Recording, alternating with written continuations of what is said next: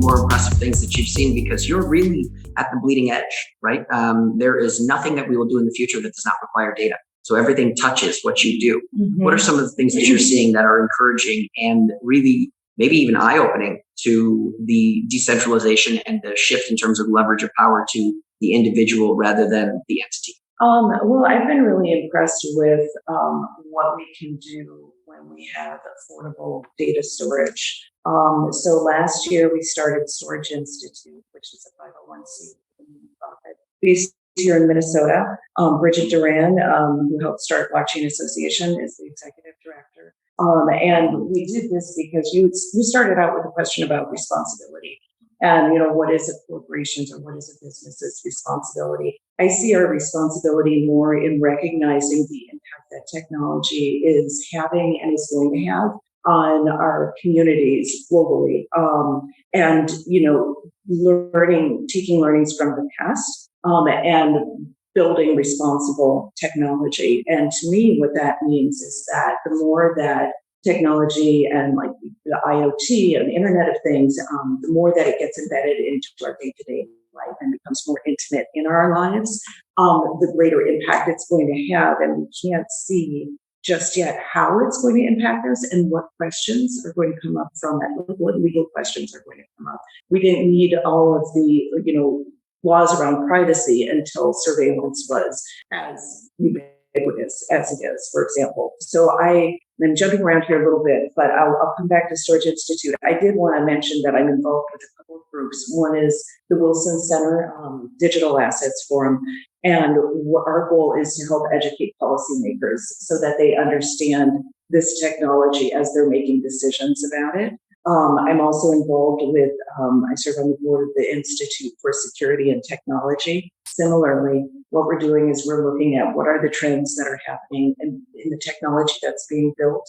We know that it takes a while for laws and regulations to keep up. What are those things? How can we, anticipate them and address them?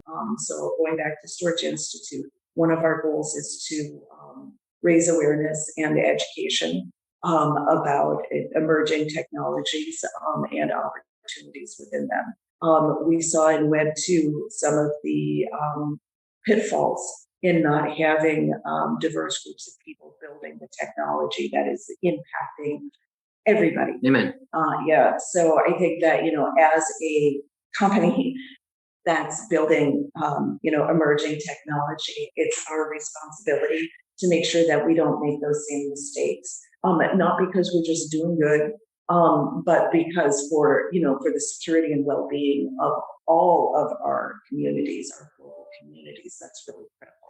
So we have a grant program that identifies founders who are building technologies that help address issues that typically disparately impact marginalized groups, and or are being built by founders from previously or currently underrepresented backgrounds, because we've also seen with those companies, women-led companies, minority-led companies, that you also typically have greater diversity. And so this is kind of how we're addressing these, the problems that the, technology has created as it's been built and trying to build it differently.